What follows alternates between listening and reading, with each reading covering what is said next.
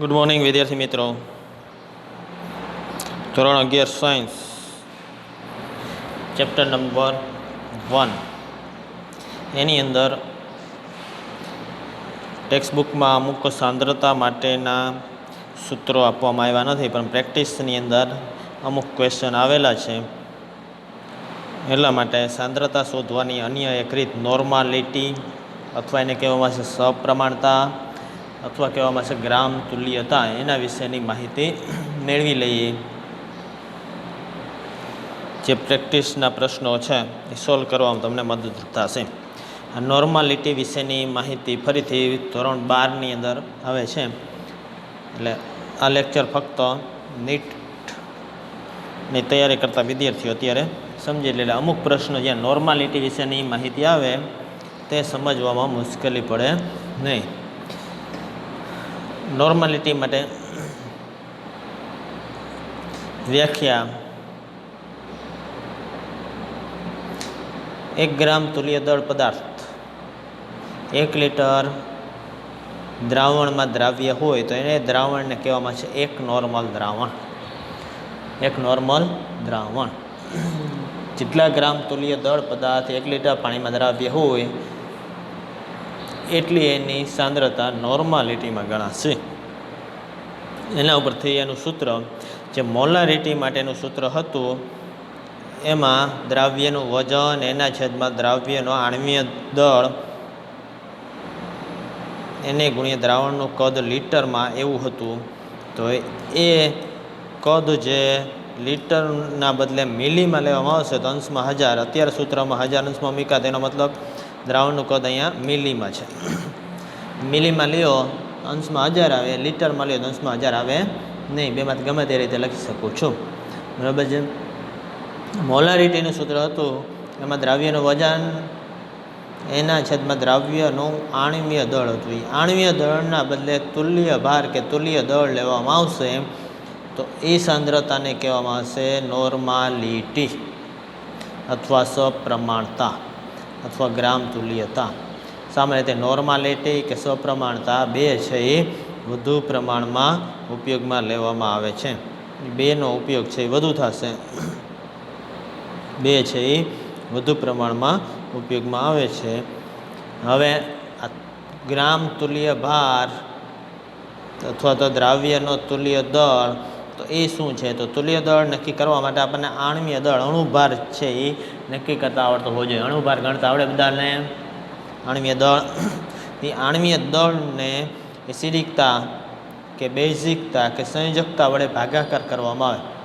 જે તે સંયોજન હશે, એસિડ હોય તો એસિડમાંથી H+ મુક્ત થાય. એ કેટલા H+ મુક્ત કરે છે? દાખલા તરીકે HCl છે તો એમાંથી 1 H+ મુક્ત થાય. H2SO4 છે તો 2 H+ મુક્ત થાય. તો આ એસિડની બેઝિકતા 2 કહેવાશે. H2SO4ની HClની બેઝિકતા 1 કહેવામાં આવશે. 1 H+ મુક્ત થશે તેના કારણે. આ પ્રમાણે એસિડ માટે તુલ્ય ભાર નક્કી કરવો હોય તો અણુભાર છેદમાં બેઝિકતા. HClનો તુલ્ય ભાર નક્કી કરો તો અણુભાર 36.5 ભાગ્યા બેઝિકતા 1, એટલે તુલ્ય ભાર અને અણુભાર બે સરખા થશે. H2SO4 માટે આણ્વીય દળ 98 એને ભાગ્યા એની બેઝિકતા 2, એટલે એનું તુલ્ય દળ થશે 49. H2SO4 માટે તુલ્ય દળ આણ્વીય દળ કરતાં અડધું થાય. આણ્વીય દળ કરતાં અડધું થાય. બરાબર છે. આ પ્રમાણે એસિડિકતા અથવા બેઝિકતા અથવા સંયોજકતા, એસિડ છે કે બેઝ છે કે કાંઈ ખબર ન પડે, તેમાંથી કેટલી એસિડિકતા છે અથવા બેઝિકતા કેટલી છે. બેઝ હોય, દાખલા તરીકે NaOH હોય તો એના માટે સીધી રીતે નક્કી કરવાનું બેઝિકતા કેટલા OH મુક્ત થાય? 1, એટલે એની એસિડિકતા 1 થશે. CaOH ટ્વાઇસ હોય, કેલ્શિયમ હાઇડ્રોક્સાઇડ, કેટલા OH મુક્ત થાય? 2, તો આની એસિડિકતા 2 થાય. એટલે અણુભાર ભાગ્યા 2 કરવું પડે. તો એસિડિકતા અથવા તો બેઝિકતા કેટલી થાય તો એ નક્કી કરવા માટે તમને એક કોષ્ટક આપેલું છે. અત્યારે આપણને ખ્યાલ ન હોય કેટલી એસિડિકતા કેટલી બેઝિકતા, તો એના માટે તમને એક કોષ્ટક મેં આપેલું છે. એના પરથી અમુક જાણીતા પદાર્થ છે એની એસિડિકતા બેઝિકતા નક્કી કરી શકો છો. ત્યાર પછી અમુક સંયોજન વિશેની માહિતી આગળ ભણશું એટલે ઓટોમેટિક ખ્યાલ આવી જશે એસિડિકતા કેટલી છે કે બેઝિકતા કેટલી છે રાસાયણિક પ્રક્રિયા એસિડ બેઝ વિશેની પ્રક્રિયા તમે શીખો એટલે એસિડિકતા કે બેઝિકતા વિશેનો આઈડિયા આવી જાય. તો અત્યારે ફરીથી તુલ્ય ભાર એટલે અણુભાર છેદમાં એસિડિકતા બેઝિકતા અથવા સંયોજકતા, એનો ઉપયોગ કરીને નોર્માલિટી નક્કી કરી શકાય છે. મોલારિટીના સૂત્રમાં આણ્વીય દળના બદલે તુલ્ય દળ લેવામાં આવે કે તુલ્ય ભાર લેવામાં આવે એટલે એ નક્કી થશે નોર્માલિટી. બરાબર. હવે તુલ્ય ભાર માટે એસિડિકતા અથવા તો બેઝિકતા છે એ નક્કી કરવી હોય, એસિડિકતા કે બેઝિકતા, તો એના માટે HCl તેની બેઝિકતા 1 H+ છે એટલા માટે H2SO4 એની બેઝિકતા 2, HNO3 1, H3PO4 3, H3PO3. હવે એમાં H3PO3ના બંધારણના આધારે નક્કી થશે. અહીંયા 2 કેમ? અહીંયા 3 હાઇડ્રોજન તો છે, પણ 3 હાઇડ્રોજનમાંથી 2 હાઇડ્રોજન જ એવા હોય છે જે OH સ્વરૂપમાં હોય, એટલે અહીંયા મુક્ત કરી શકે હાઇડ્રોજનને. HClનું આયનીકરણ થાય એટલે H+ અને Cl- બને તો એ H+1 મુક્ત થશે. અહીંયા H3PO3નું આયનીકરણ થશે તો એ 2 જ H+ છૂટા પડે છે, એટલા માટે એની બેઝિકતા 2 છે. H3PO2 એની બેઝિકતા 1 છે. એવી જ રીતના NaOH, KOH, LiOH બધાની એસિડિકતા 1 થશે, 2 જ છે એટલા માટે. 2 હાઇડ્રોક્સાઇડ, 3 હાઇડ્રોક્સાઇડ ને 2 હાઇડ્રોક્સાઇડ એને અનુરૂપ છે. એ બેઝમાં આડોડું બહુ થશે નહીં, જેટલા OH હોય ને એટલી એની એસિડિકતા થાય. એસિડની અંદર અમુક એસિડ છે એ બંધારણને આધારે અલગ પડશે. એટલે અત્યારે તમારે આ ફોસ્ફોરિક એસિડના જુદા જુદા ફોસ્ફરસના ઓક્સો એસિડ છે એને તમારે યાદ રાખવાનું થશે. બીજું એક બેઝિકતા માટે છે એ સાથે સાથે યાદ રાખી લ્યો, CH3COOH એની બેઝિકતા CH3COOH. તો COOH વાળા આવે ને તેમાં COOH કેટલા હોય એટલી એની બેઝિકતા થાય. અત્યારે 1 છે એટલે 1 થશે. કાર્બોક્સિલિક એસિડ આવે તો એમાં CH3ના હાઇડ્રોજન ન મુક્ત થાય. OH વાળા છે ને એ બેઝિકતા માટે જવાબદાર છે, એટલે એની બેઝિકતા 1 થશે. CH3COOH અથવા એસિડિક એસિડ. બરાબર. બીજા અમુક સંયોજનો છે જે વધુ રેડોક્સ પ્રક્રિયામાં ઉપયોગમાં આવશે. K2Cl2 તેની સંયોજકતા 6 છે. K2Cr4 3, KMnO4 એસિડિક માધ્યમ હોય તો 5, બેઝિક માધ્યમ હોય 3 અને તટસ્થ હોય તો 1. એસિડિક માધ્યમ હોય તો 5, બેઝિક માધ્યમ હોય તો 3 અને તટસ્થ હોય તો 1 સંયોજકતા. એટલે તુલ્ય ભારી પ્રમાણ ગણતરી કરવાની. NaCl1, BaCl2 2, AlCl3 Lની સંયોજકતા 3 એટલે 3 સંયોજકતા Na2CO3 2. પછી તો આ પ્રમાણે એનો તુલ્ય દળ નક્કી કરવાનો થશે. ક્લિયર? ફરીથી સૂત્ર નોર્માલિટી બરાબર 1000 ગુણ્યા દ્રાવ્યનું વજન ગ્રામમાં છેદમાં દ્રાવ્યનું તુલ્ય દળ ગુણ્યા દ્રાવણનું કદ મિલીમાં. ઉપર 1000 ન હોય તો છેદમાં દ્રાવણનું કદ લીટરમાં, જેવી રીતના મોલારિટીનું સૂત્ર હતું. એના ઉપરથી એક ઉદાહરણનો દાખલો આપણે ગણીએ, ત્યાર પછી તમને પ્રેક્ટિસના આપેલા એમાં કોઈ પણ જગ્યાએ નોર્માલિટી આપેલી હોય તો તમે ગણી શકશો. 98 ગ્રામ H2SO4ને દ્રાવ્ય કરી 1 લિટર જલીય દ્રાવણ બનાવવામાં આવે તો દ્રાવણની મોલારિટી અને નોર્માલિટી ગણવાની છે. નોર્માલિટી અને મોલારિટી ગણવાની. મોલારિટી ગણવી હોય તો સૂત્ર આપણી પાસે છે. મોલારિટી દ્રાવ્યનું દળ છેદમાં આણ્વીય દળ એને ગુણ્યા દ્રાવણનું કદ લીટરમાં, અથવા તો મોલ પ્રતિ લીટર, મોલના છેદમાં લીટર. એ મોલ નથી, વજન આપેલું છે એટલે આ વજનવાળું સૂત્ર ઉપયોગ કરી.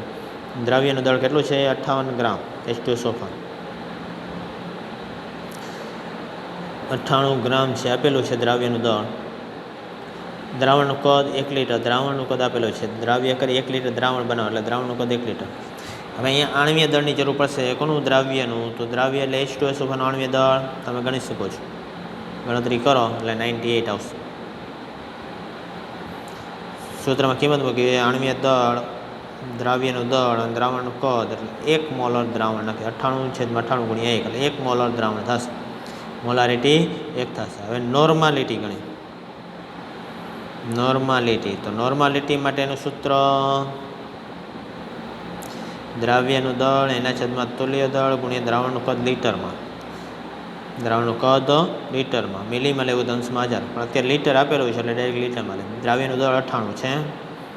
હવે આણવીય દળના બદલે અહીંયા આણવીય દળ હતું એના બદલે અહીં શું લેવામાં આવશે? નોર્માલિટી નક્કી કરવા માટે તુલ્ય દળ. તો H2SO4નું તુલ્ય દળ છે કેટલું થાય? તો H2SO4નું આણવીય દળ એના છેદમાં એની બેઝિકતા. આણવીય દળ 98 એના છેદમાં બેઝિકતા H2SO4 માટે કેટલી? તો કોષ્ટકમાંથી આપણે યાદ રાખવાની છે. કોષ્ટકમાંથી તમારે યાદ રાખવાની છે. કેટલી થાય બેઝિકતા? 2. તો અહીંયા મૂકવામાં આવે 98/2 એટલે 49 ગ્રામ તુલ્યાંક થશે એનું તુલ્ય દળ. બરાબર છે. એ અહીંયા તુલ્ય દળની જગ્યાએ મૂકવામાં આવે. દ્રાવ્યનું વજન 98, તુલ્ય ભાર 49, કદ લીટરમાં 1, 49 દુ 98, 2/1 એટલે 2 નોર્મલ દ્રાવણ થયું. H2SO4ની મોલારિટી છે 1 થઈ, એ જ દ્રાવણની નોર્માલિટી કેટલી થાય છે? 2 થાય છે. આના ઉપરથી એક ટૂંકું સૂત્ર છે એ મોલારિટી અને નોર્માલિટી વચ્ચેનો સંબંધ દર્શાવતું એવું તારવી શકાય છે. મોલારિટી અને નોર્માલિટી વચ્ચેનો સંબંધ દર્શાવે એવું સૂત્ર આપણે મેળવી શકીએ. શું થાય? નોર્માલિટી બરાબર મોલારિટી એને ગુણ્યા એસિડિકતા અથવા બેઝિકતા અથવા સંયોજકતા. એસિડ હોય બેઝિકતા, અત્યારે એસિડ છે એટલે બેઝિકતા, બેઝ હોય તો એસિડિકતા અથવા સંયોજકતા ક્ષાર હોય તો N બરાબર M ગુણ્યા બેઝિકતા. તમારે સૂત્ર ભેગી લખી નાખજો સૂત્ર નોટમાં. નોર્માલિટી તુલ્ય દળ અને નોર્માલિટી અને મોલારિટીની વચ્ચેનો સંબંધ દર્શાવતું સૂત્ર. હવે અત્યારે જે આપણે ગણતરી કરીએ નોર્માલિટીની, એના બદલે જો મોલારિટી જાણતા હોય તો એના ઉપરથી નોર્માલિટી એ પદાર્થની નક્કી થઈ જાય. બેઝિકતા કે એસિડિકતા જાણતા હોય. મોલારિટી અત્યારે છે H2SO4ની 1 મોલર, તો આના બદલે બીજી રીતે ગણતરી કરવી આ સૂત્ર ઉપરથી. નોર્માલિટી બરાબર મોલારિટી ગુણ્યા બેઝિકતા. મોલારિટી છે 1 ગુણ્યા બેઝિકતા H2SO4 માટે 2, તો 2 ગુણ્યા 1 એટલે નોર્માલિટી થઈ 2. કેટલી મેળી? 2 નોર્મલ દ્રાવણ થાય. તો એ નોર્માલિટીની કિંમત 2 મળે. આ પ્રમાણે પણ તમે ગણી શકો છો. ઓબ્જેક્ટિવમાં જો મોલારિટી આપેલી નોર્માલિટી આ પ્રમાણે ગણવા થાય. બરાબર. HCl માટે નોર્માલિટી અને મોલારિટી કેવી હશે? એની બેઝિકતા 1 છે. તો નોર્માલિટી અને મોલારિટી કેવું થઈ જાય? સરખું. કેમ કે આણવીય દળ અને તુલ્ય દળ સરખું છે. આણવીય દળ અને તુલ્ય દળ સરખું છે એટલા માટે. બરાબર છે. રેડી. નોર્માલિટી વિશેની માહિતી મળી ગઈ છે. હવે પછી આપણે જે ડાઉટ છે પ્રશ્નના ડાઉટ છે એના વિશે રૂબરૂ લેક્ચરમાં શીખીશું ઝૂમની અંદર. Thank you very much.